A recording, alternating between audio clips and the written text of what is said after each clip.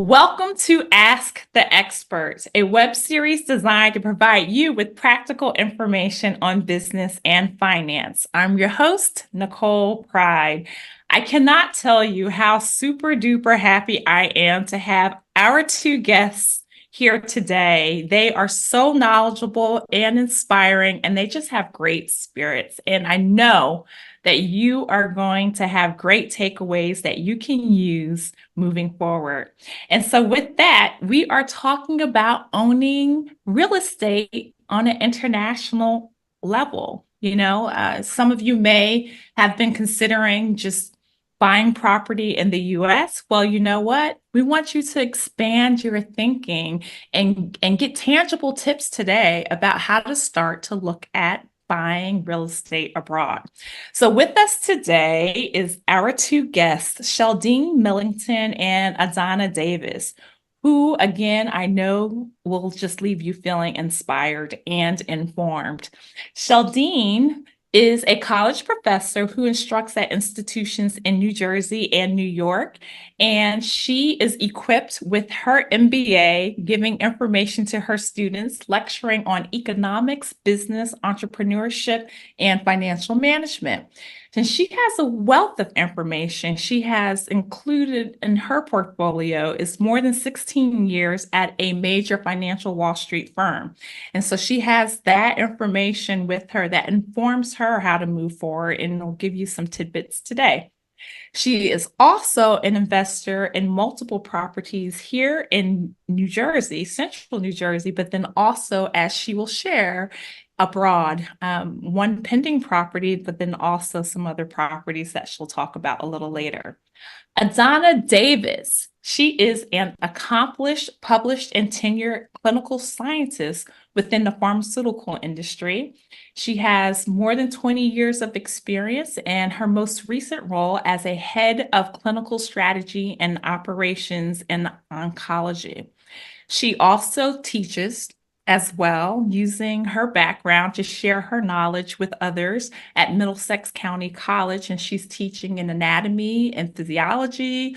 She's taught in biology and bioethics. And she's just a lifelong mentor and tutor in the areas of biological sciences and mathematics. But you may recognize Adanna's name because she is no stranger to the D-Free movement. Adanna has been the chief co-collaborator of the D-Free Foundation's inaugural children's library in Chebby, Ghana, West Africa. Adanna developed a library consortium which includes building and seeding children's libraries across Ghana. So I'm just so super duper delighted to have you two with us today. Welcome, welcome, Thank welcome, you. welcome. Thank you so Such a much for pleasure having to us. be here. Excited to be here. Yes. Yeah, I think the first thing that struck me when I read your bios is just how accomplished you two are in your respective fields, but it has nothing to do with real estate. That's So correct. I'm just so excited to hear how you've made the leap from your professional world, how you two are just like leading and are quote unquote bosses in your field, right? And so, how did you begin with your interest in real estate? And then maybe Sheldene, you can kick off the conversation. Hi, everyone. Thank you so much for having me here. My involvement in real estate started from the fact I have three kids, and at a certain point when my daughter was in middle school, I realized that even though I was adequately prepared for college, the cost of college, I realized that I had a few holes in my process. My background is the stock market, so I feel very comfortable in that space, stocks, bonds, mutual funds. And so I had invested very widely for her, and then realized there were some gaps. And I just felt led to move into real estate just so I could fill those gaps so that she would be able to go to college and not have to be constantly focused and worried about the financial aspect of her education. So that's my foray into real estate. Yes, that college tuition, I speak from firsthand experience, is no joke. And it Yes, will definitely have you reevaluate your exactly. Yes, finances. yes, definitely. And so, Adana, how did you begin your interest in real estate? I have to say, first of all, thank you for being here. Thank you for having me here. And it's a pleasure to be amongst you all as well as our listening audience. Oh, thank you. Um, I'm probably just as surprised as you, quite honestly. I was very focused on my career and, life.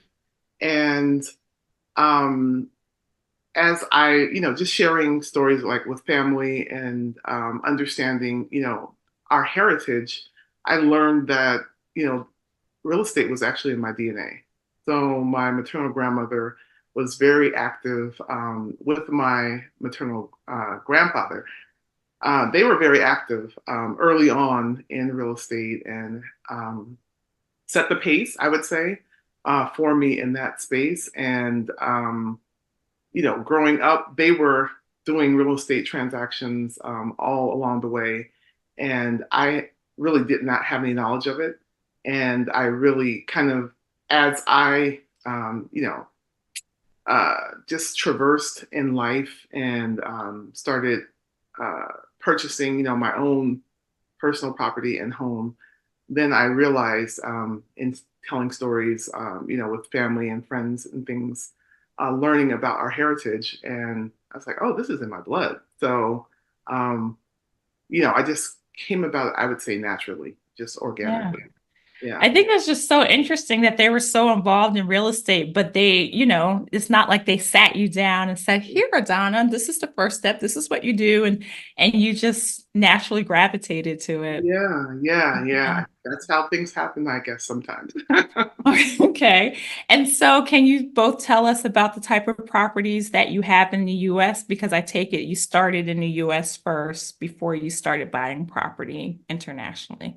So I'm in, excuse me, central New Jersey, and the properties I currently own are both single families and multifamily. And so, how did you go about finding those properties? What was that process like? The process was very, very scary, simply because you don't know what you don't know. And I was not a real estate person. That's not my first inkling or Mhm. my first, way of processing. So I thought about it. I knew I had to figure out a way to have a path for my daughter. And I started listening to podcasts, started reading, and looking at YouTube videos, excuse me, just in general, trying to get knowledge. My background, the way my mind works, I'm always looking for something to read, just trying to be very strategic. And so I started listening to Bigger Pockets. It's a forum for real estate newbies and those who are in the real estate space. And just by listening to the podcast, by engaging, I started to get an idea of what I wanted. I found a real estate agent just by asking around, interviewed her just to make sure that we're, in the same mindset, thinking along the same lines. I explained to her what I was looking for. She helped me to find a property. I purchased the property, and then I was like, oh my God. I remember the day of the closing, they gave me the key. I drove to the property, I unlocked the door, and I sat down on the steps going up to the bedrooms. And I was like, oh my God, I bought a property. What do I do? It never even occurred to me the idea of tenants. And I'm like, I called up the agent. Oh, She was like, are you okay? And I'm like, I need a tenant. I don't know what to do. And she was like, yeah, I could help you get a tenant. And I was like, wow. So just going from being a novice, and then like I repaired the property, did the renovations, got the tenant, and a year after I was like, oh, I could do this.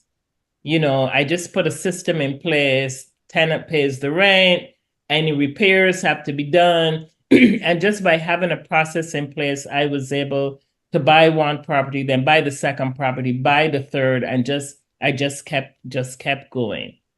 Wow. So, I mean, you said a lot there. So that's the whole journey. So you first just started out with just natural curiosity, Yes. maybe I wanted, well, no, actually, you were trying to fulfill a need, right? Because Yes. So you told there's us. always a why. Mhm. Why is whatever the situation is, and then moving from the why to how can I fulfill that need, and then Right. what is the process involved? Yeah. And Yeah. so for you, that why was you needed more income. Your daughter's Yeah. going to college and you wanted to bring in more Yeah. income. And you knew that you were pretty much starting at like ground zero, let's Bar say, zero. Bar uh, zero.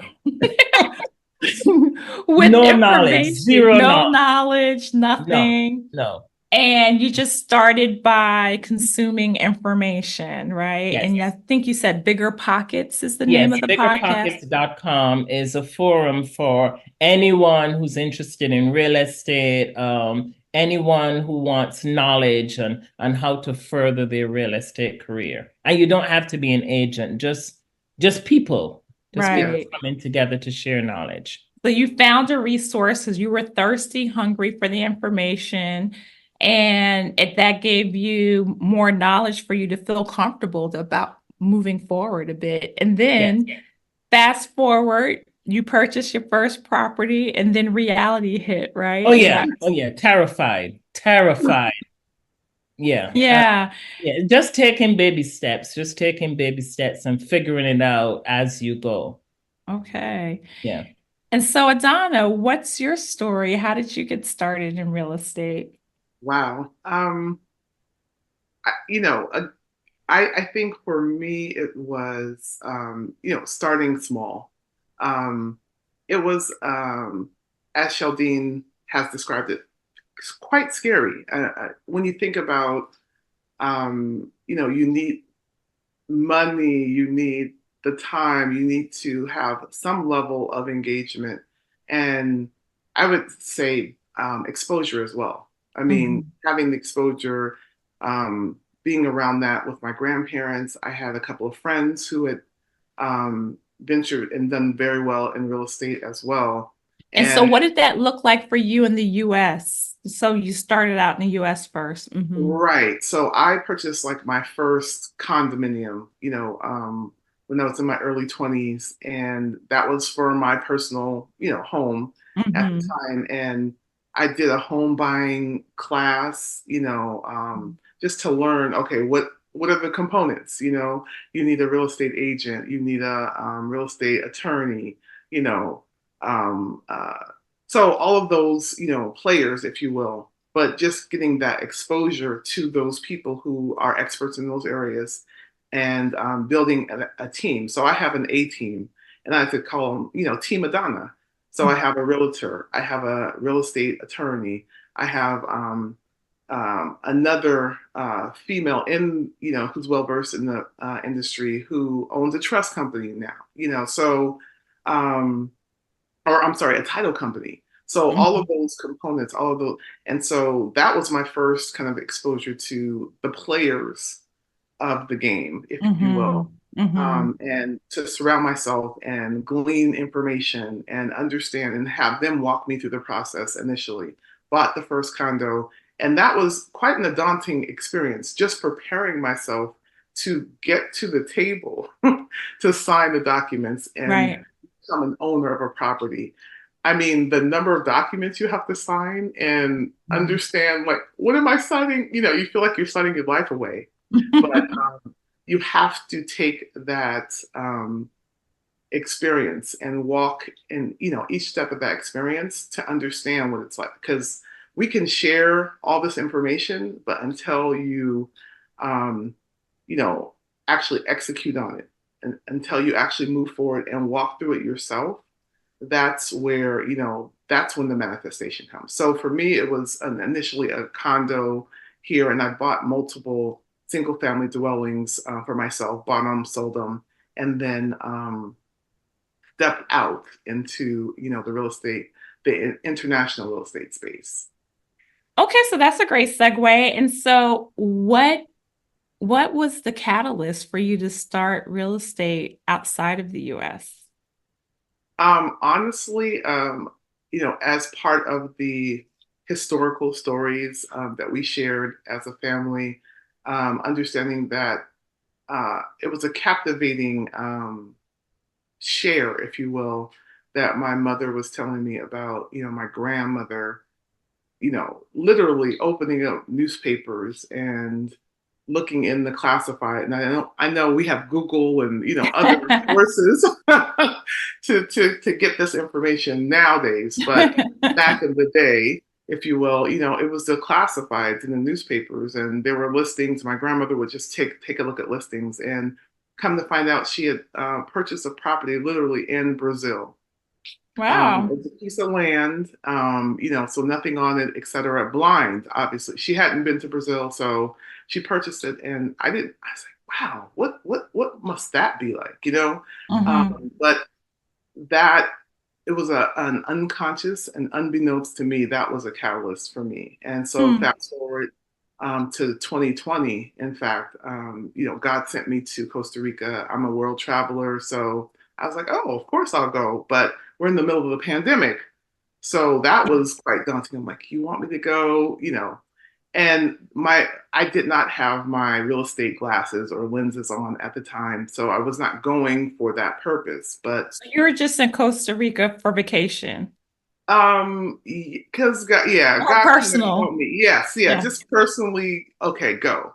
Yeah. And so just being obedient to the call, went. And this is, I actually saw a couple of, advertisement for the first condo that I bought, well, condo or single family dwelling, and in a gated community, and actually passed the second um, property that I ended up purchasing as well. So that was really kind of the catalyst. The seed was planted with my grandmother, and unbeknownst to me, it started to grow and manifested in 2020 when I went to Costa Rica. Um, and you know, the saga continues. Yeah. So Sheldene, what about you? What inspired you to begin looking outside of the US for real estate? I was comfortable managing my properties here. A friend of mine was interested in having an Airbnb back in Barbados. I'm Barbadian. And we talked, and she would send me the pictures, and I would look at them, and one thing led to another. My aunt reached out to me, and said, "Are you interested? Here's a property." I saw the property, and then like everything was like, "Oh, you could do this." And Hmm. then just having that spark of different people showing me different things, asking questions, just trying to get as much information as possible. It really is what got my attention to think about not just being domestic, but moving internationally and just spreading my wings. So by the time you started considering property in Barbados, how long had you had your property in the US and how many properties? It must have been about 5 years. So I felt pretty comfortable managing and taking care of tenants and being a landlord domestically. I must have been doing it for about 5 or 6 years. And then my aunt talked, and my girlfriend was like, here's an opportunity. And I was like, I'm okay. And then I started really looking at it. Once I saw the properties, I got really, really interested, You and caught the then bug. started to, I caught the bug and then decided. And I didn't even go to see the property. I purchased the property just based on the pictures, and Mm. my aunt being boots on the ground, providing information and getting that feedback for me. So that's interesting. So you're from Barbados. Had you been traveling back and forth and No, no, I Mhm. hadn't been to Barbados in probably 15 years. Oh, okay. So I'm from Barbados, but I live here. So, Yeah. you would hear stuff happening. I would go to a few functions. There are Barbadian organizations here in the US and in Hmm. New Jersey. I'd go to functions, but I wasn't really paying any attention. to what was happening over there. When you have kids and you're working, there are multiple things to juggle. I wasn't thinking about Right. investing in Barbados or anything like that. Mm-hmm. But just the idea of I could do this because at least I have a little knowledge from what happens in the here in the US. I can probably just translate that and get into something over there. So it was literally your, I think you said friend who started Yes, sending you yes, listings and said, "Hey, you should right. consider this." Yes, yes. That's how it started. Okay. Yeah. And so, okay, so both of you now at this point, Adanna, you went to Costa Rica, you fell in love with the country, the culture, you happened to drive by and saw the listings and just started to explore it. So, what was the process like from afar purchasing real estate? And if you can share like the biggest challenges, Adanna, if you can start with that. Mhm. Sure. So I would say when it dawned on me, like this is actually possible. This is possible.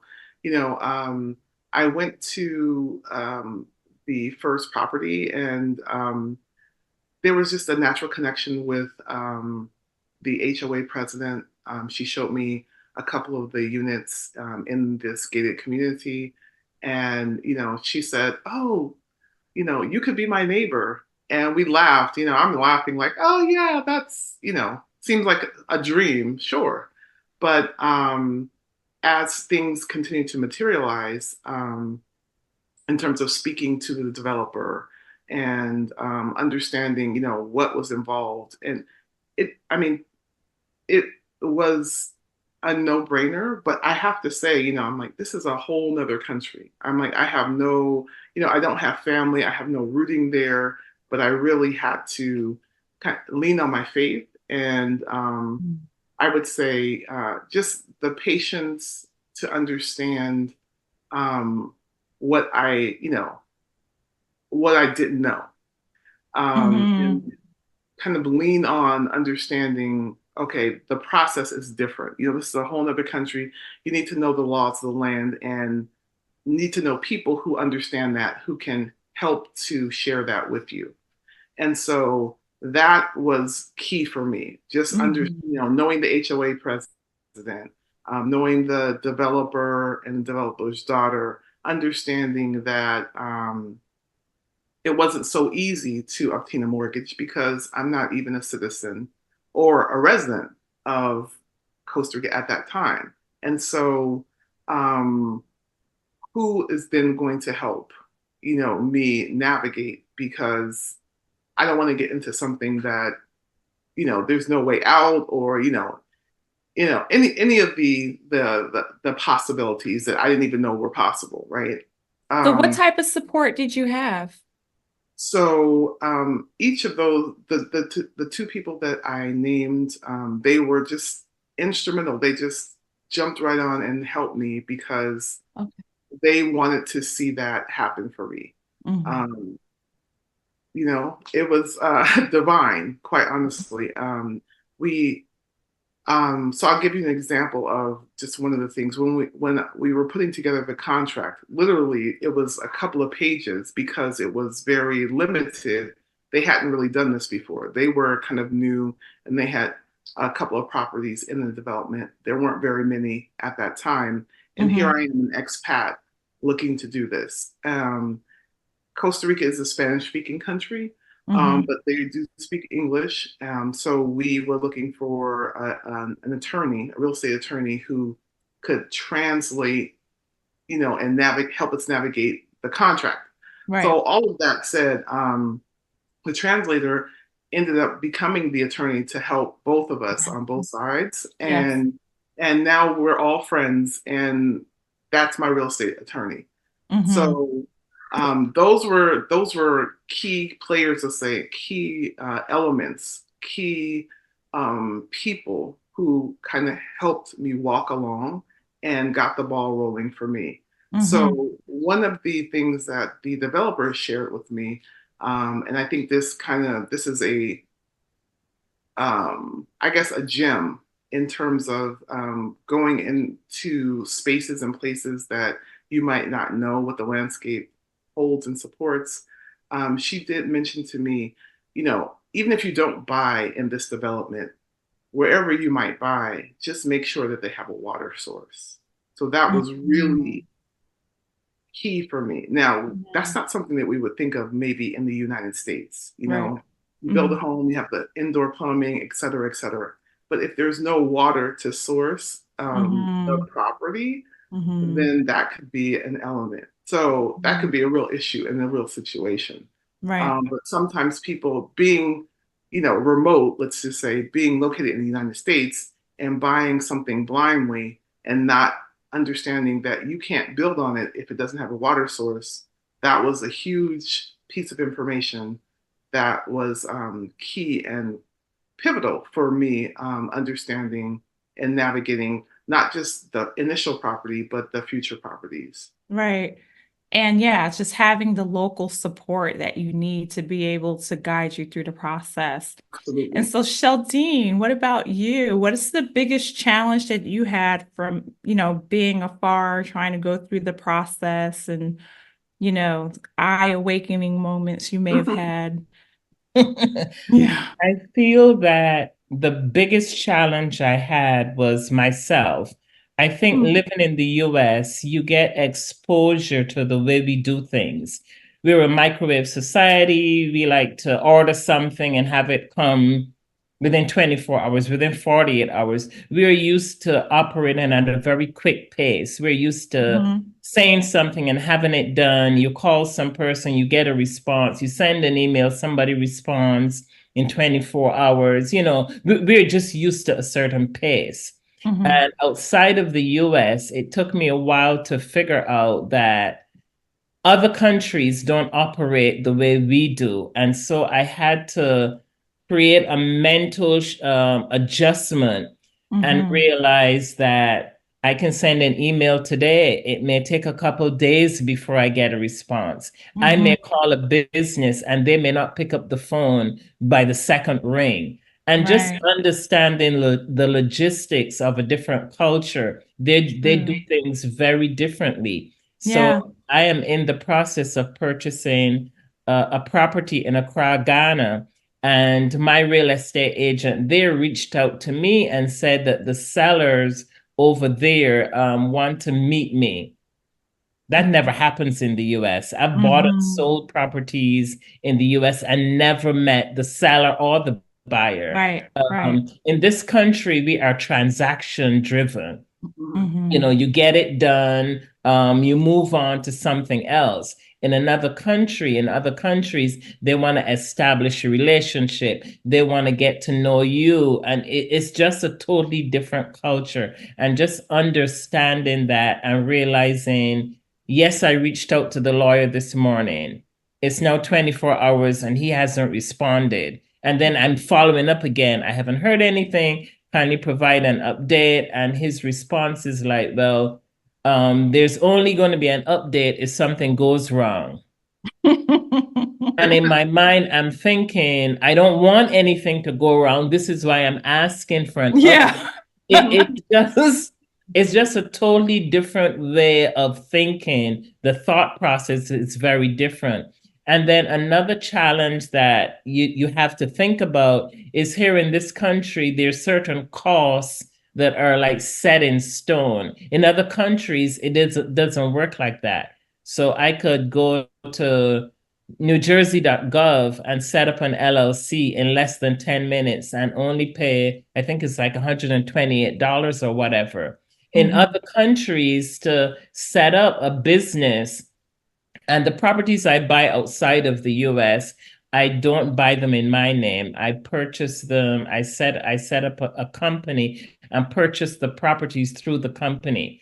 So Mhm. just that process alone is not hundreds of dollars, it's thousands of dollars. So Mhm. And just to realizing, clarify, so it sounds like the company that you're setting up is actually a company of that country. In that country, Yeah. yes. So what I have a particular organization here that I set up. So I buy the properties through my self-directed IRA.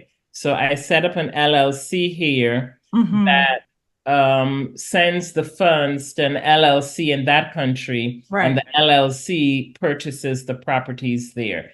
So just understanding the flow of the transaction. And in those other countries, they don't recognize some of the laws we have here, and they don't recognize the terminology. So how do you explain it to them, get them to understand, and get them to just go along with the process? And once they agree to go along, then that's an additional cost. So just not just the culture, but there's cost involved, and thinking about how do you manage the cost, because it's so totally different from how we do things here in the US. So wow. And so no one walked you through this process. No. Just So learned this nobody along the walks you way. through. So you're flying by your pants, and you're just getting information, thinking about it. There are a couple of websites here, people to talk to, but nobody actually walks you through it. So you're walking through it. And as you're walking through it, you have to make decisions on the fly. And then explain the decision to some person who's in another country who doesn't understand and quite frankly isn't interested. They're just trying to get the transaction done. But in order to get the transaction done, there are processes and procedures that have to be followed. Just that mindset of the culture, the cost, and just thinking about doing business in another country, there are political forces, there are different things going on that you have to be knowledgeable about. And you don't have to have in-depth knowledge, but you need to have sufficient knowledge to decide, is this going to work? And if it isn't going to work, what is my exit strategy? Well, that's why we're so grateful for the two of you, because you're bringing up things to consider that are probably not even on our radar right now. And so this is really helpful. And especially that whole concept about adjusting your thoughts about time, and the concept of time and cultural influences and stuff. I mean, I had just traveled recently, and all the restaurants shut down around 2 or 2:30, which was just like, right. And so there's things like that you just wouldn't know, or holidays that pop up and you're not aware of, and things shut down. And so that is key, because if this is part of your financial plan and your portfolio, and you're really banking on money coming in during a certain time, if you're thinking, oh, well, this process is like a 4-month process, and I can expect to maybe have tenants in a couple months after that, then you can just really throw you off completely, right? Exactly. Those are things that you have to think about. And as US citizens, we don't always think about that. The property in Barbados took me 9 months. And here in the US, I've bought and sold properties. I've bought a property closed in 6 weeks. 5 weeks. It's not major. We live in a society where we're just used to things happening. Right. Once you get outside of the US, you have to think about what is going on over there. You also have to think about interest rates. So with inflation and everything happening in this country, what is the return on my investment now that we have inflation? And what are the currency exchange rates? So let's assume that I have property over there and I have a tenant. How do I want to be paid for the rent? And what is the currency exchange? Is it worth it for me to have the money come back to the US just because of the currency exchange, or should I keep it there? Just things to think about. And there are challenges, but this conversation is what happens in certain circles all the time. So it's information that's out there. We just have to know how to slice and dice and to maneuver so that we get that return on the investment. And another thing I thought about is, here in the US, here in New Jersey, we have certain real estate practices. There's certain things you think about from a real estate perspective that don't necessarily apply in other countries. So we have the 2% rule, and the 2% rule says that when you purchase a property, 2% of that should be at least the minimum income you get for rent. So if I purchase a property for $10,000, ideally for $100,000, ideally I want to get at least $2,000 in rent. That's a U.S. Real estate rule for investors. That may not work in another country, and so you have to decide: are you okay with getting 1%, and maybe you can get 2 or 3%? But those are the numbers you have to think about. What is the return on the investment I want? What does the political landscape look like? What is the culture? How is unemployment in that country? And everybody doesn't get into that level of detail. I just like to know. Now your macroeconomics is coming out. Yeah, exactly. So I mean, I have friends who do it and they don't get as detailed as I am. But it's just how you wanna slice and dice to make sure that you're getting the return on the investment. Yeah. I can tell it's just coming out now. And so Adanna, in terms of the travel, you bought your property in Costa Rica. What type of investment in travel? Did you go back and forth a lot, or were you able to do a lot of your work from remotely to purchase? So that's a great question. Because I am a traveler, I enjoyed it. I was like, oh, I can do this. I don't mind going. It's beautiful there. It's, but that's a factor that probably would not necessarily be considered, or if it is considered, it might be rate limiting in terms of people say, well, I don't want to do that kind of travel.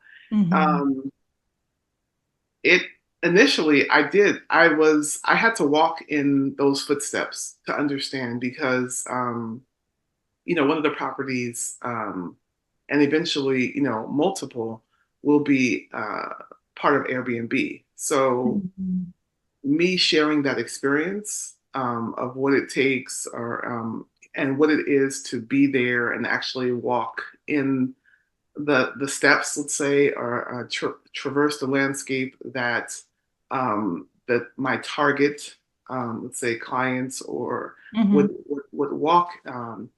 I kind of had to do it myself. I didn't know that at the time. So for instance, I, one of the gifts was, I now know the flight attendants, so it's a commuter route for me.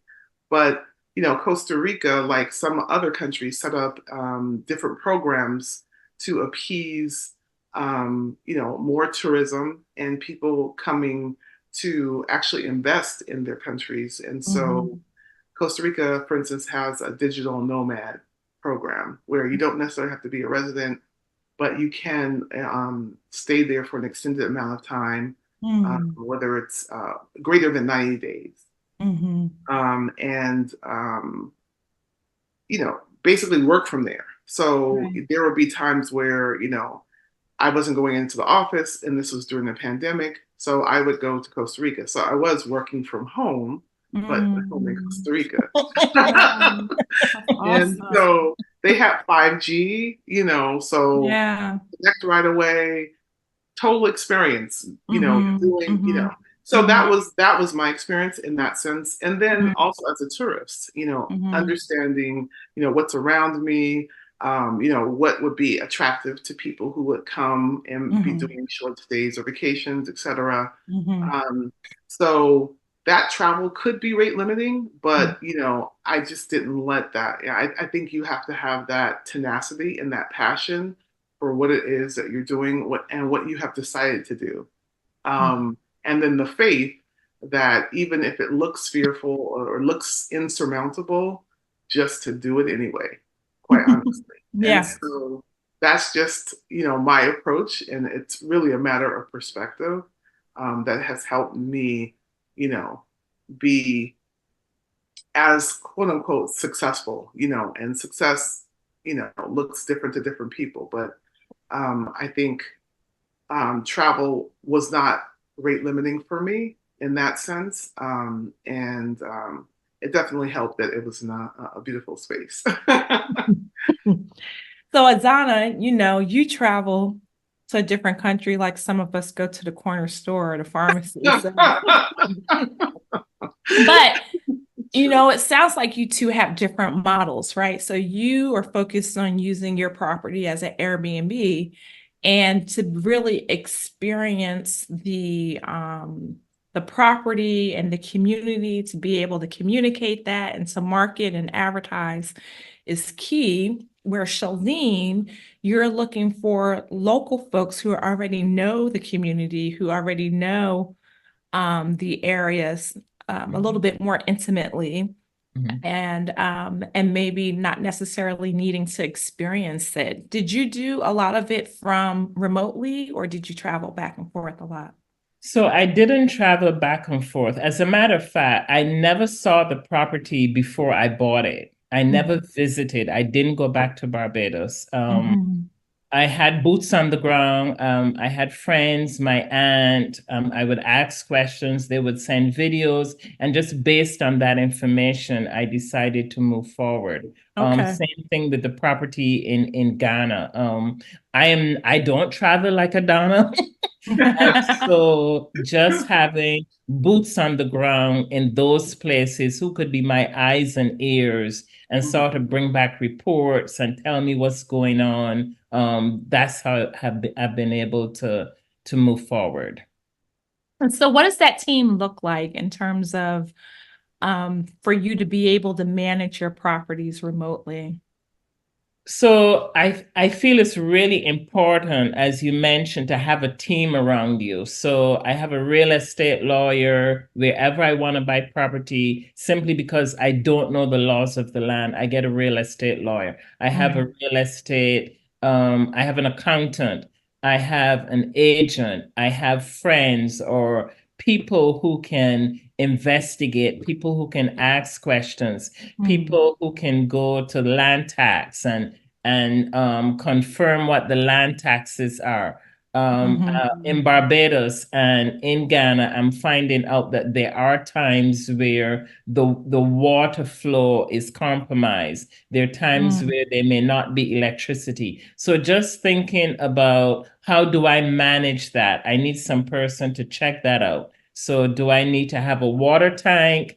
Do I need to have a generator? And if I need to have those things, how do I get it there? Is it better to send it, or is it better to buy there? Just general, but I think it's really, really important to have a support system. If you can't travel back and forth, you need some type of support system to help you to be able to navigate the process. And so being that you purchase without going there, so they're literally like with the camera videotaping and talking you through, or yes, what does that look yes. like? So my friends will go, my aunt would go, and I think it's really important that you have people who understand what it is you're looking for. I want to, because I don't live there, I am very interested in buying property in a gated community. I want the tenant to have some sort of a level of safety. So I want to buy in a gated community. I want to buy in a space where we talk a lot about walkability, where the tenant has access to a doctor, a lawyer, the hospital, just to have those amenities. So once I have a friend or a family member who thinks that way, I can ask them certain critical questions and have them, is there a school nearby? What about the hospital? Here in the US, when you talk to landlords, people say always buy in a town that has a really good university, buying a town that has a branded hospital, just those general areas. Where's the supermarket? Where the schools? Where the churches? How Right. far is the precinct, the police station from the property? Just general things, and I'm able to have people answer those questions and come back to me. Great. You gave us an awesome checklist. And so let's talk about tenants. So it's interesting that you guys are remote. What is your vetting process to be able to find the tenant that's right for you? Adanna, you want to go with that? Sure. So I have more of a diverse slate, I would say. So while I do focus on Airbnb and let's say Verbo um, and even local, I would say potential, and I wouldn't say tenants. I would just say short-term stay visitors. So where my property, one of the properties is located, is a tourist spot, and tourists not just for those from visiting from other countries, but also for those who live in Costa Rica. So they're native Costa Ricans who may live more inland and Right. want to come closer to the beach, for Right. instance. And Mm-hmm. so that's the broad and diverse kind of uh, people who would come and stay and be a part of that, enjoy the property. I also have another property that's a little bit more remote. So for that remote, um, like a small cabin up in closer to let's say the woody area, so a little bit Mm-hmm. more remote from the beach. So there could be potential for that. Also, I have looked at, and as part of my team, the HOA president, who it happens to be my neighbor, Mm-hmm. she offered her services as a property manager, which she has some background in.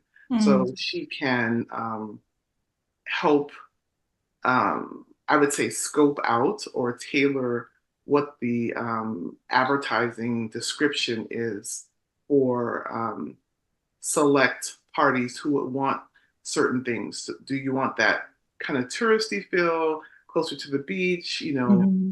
down from the supermarket? There's a swimming pool on site because it's the development and in a Mm-hmm. gated community. Or do you want that kind of more remote, quiet type of stay or extended stay? So um, having a team of people who can support and put together that type of information and make sure that there's a constant flow of people, and being able to tailor what we have to offer by way of advertising to the respective audiences has really helped, um, you know, in the properties that I'm able to offer.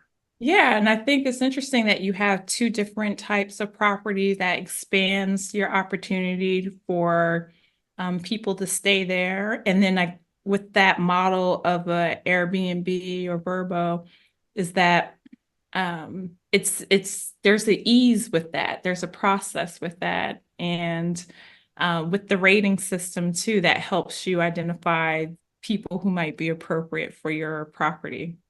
Yeah, and also, I mean, I've also, people who say, "Oh, you have a property in, Costa Rica," who are friends or family members. So, Mhm. I already know them, they know me. There's Right. a level of trust and relationship there.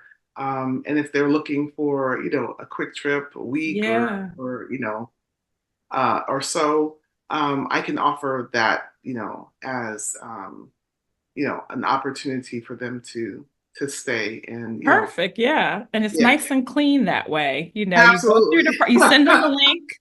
Yep, exactly. That's exactly how we manage. Yeah. Sheldene, what about you? How did you vet tenants? The tenants I am primarily interested in are business tenants. Um, Mhm. So if your company sent you to Ghana to work for a year, Right. I'm interested in you. If Mhm. you work for the UN, if you're an expat, I'm interested in you.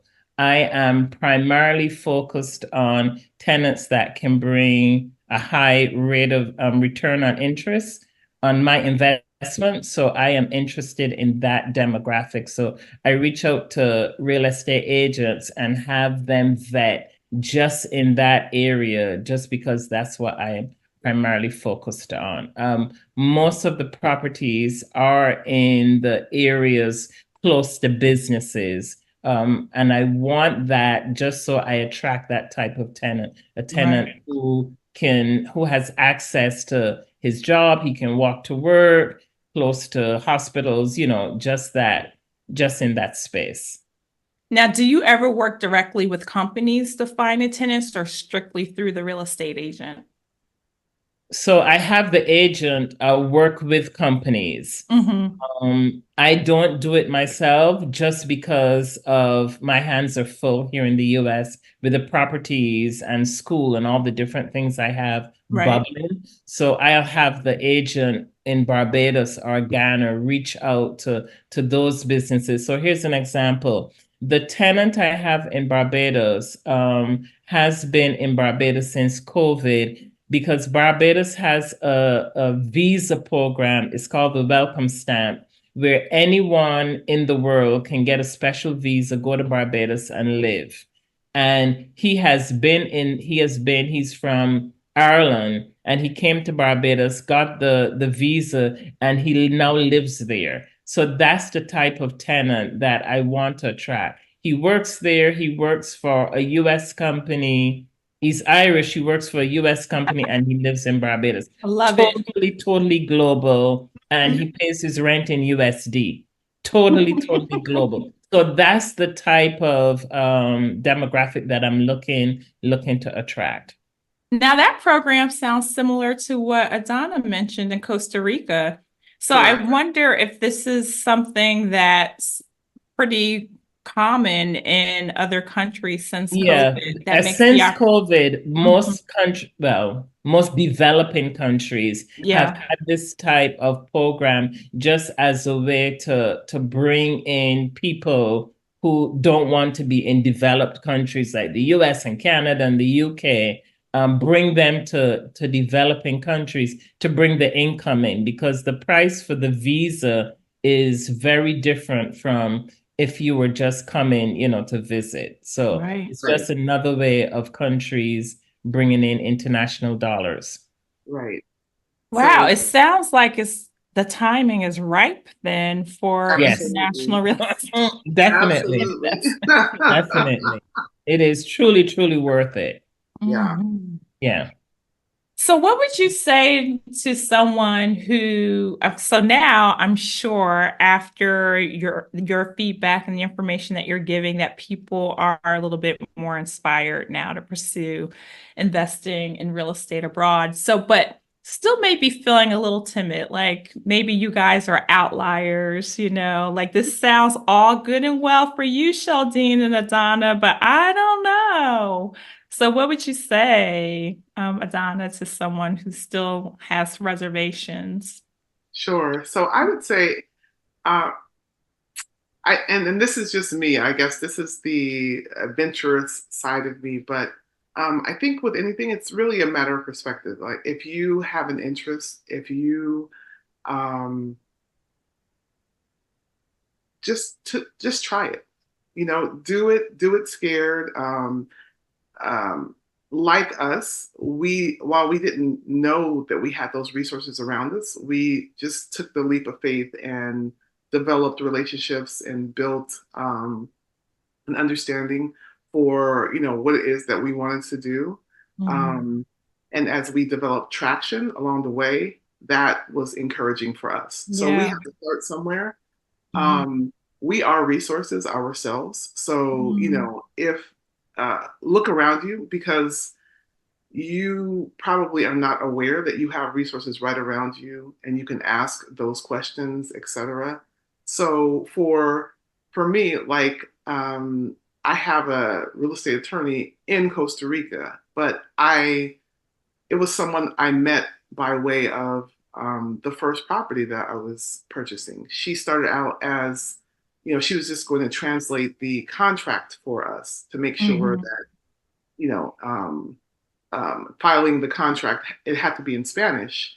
Mhm. So I needed some help with some of the legalese, if you will, terms in the contract, although I do speak some Spanish. So I was able to utilize her services, both myself and the developer. But over time, we developed a relationship. And so she's someone who was right there, who came in as a translator, but now is my attorney. And Right. so, not knowing that she eventually would be someone who would be a resource. So I would say access your resources, utilize what's in your hand. Oftentimes it may present itself in one form, but you can actually use it in another form. And an Mhm. example of that would be, money. You might not have, $10,000 for a down payment, but Mhm. if you have, your current property, if you have, equity in that, you can refinance and pull money out, and that could be what you need in order to make that investment. So Right. I would say go for it. Just go Mm. for it. You cannot fail because you will always learn. You will always learn. Sheldene, what would your advice be for someone that's a little timid about moving forward? Oh, we live in an environment where there's so much out there. And sometimes you don't know what you don't know. And because you don't know, you don't realize what is around you. Sometimes you hear people say, like, I never thought about a BMW until I bought a BMW. And Mhm. now that I have a BMW, everywhere I turn, I see BMWs. It's that same Mhm. thought process. So Mhm. just get out there and be curious. Just be curious. Ask questions. And by asking questions, you get information. More importantly, ask yourself, why do I want this? You must always have a why. What is your why for doing what you're doing? And then just get out there. So, just by me purchasing property, I am now a part of an international landlords group, and it's all brown girls. It's just Mm. all of us, which is, I never thought about it. I didn't know there was such a group. But Mm. just by being curious and Mm. asking questions and not being afraid to take that step, you have to take that step because things that we are thinking about, there are people who are actually out there doing it and making it happen. So Mhm. we have to not just get the information and have analysis paralysis. We just have to get the information and just make moves. Just Mhm. make moves, make it happen, execute. That's it. Excellent. And this group you're talking about, is this a personal network or is this an established organization? This is an established organization here in Central Jersey. We meet every quarter and just talk about what's going on in an international space around our properties. What's the name of the group, if you don't mind? It's just international real estate Mhm. landlords. Mhm. Yeah. Excellent. So I There's mean, the information is out there. Mhm. We just have to get up and make moves and just join. There's bigger pockets. There are YouTube's videos. So I grew up in the day where we didn't have access to information. You had an encyclopedia that you had to look at. Now we have access. There's so much information out there. We just Yes. have to get up and get the information because people are doing it. It's just that we are not aware of what is going on. Mhm. That's it. Thank you. There's just so many themes that were reoccurring in both of your stories. Like one, just exploring the curiosity, right? Just Mhm. if you're curious about something, just look into it, read more about it. And then that leads to you taking other steps. Just you guys reinforce, having a team and a network and using folks that are within your network to help you advance forward. And I'm just so encouraged by this, and I know that those listening are as well. So thank you so much for all of the nuggets. We are going to, I'm sure, I know that people will look at this and take notes and, be inspired to take action. That's what this is all about. So thank you. Thank you so Thank you much. so much for having us. Thank Yes. you. Okay. So there you have it, folks. Another episode of Ask the Expert, which is powered by Prudential. We want to acknowledge our wonderful sponsors. Thank you, Prudential. And as always, you have access to free financial planning. At the link below, you'll see that you can go to that link and schedule a time to talk with a certified financial advisor through Prudential. There you go. So we'll see you next week, same time, same place. Bye.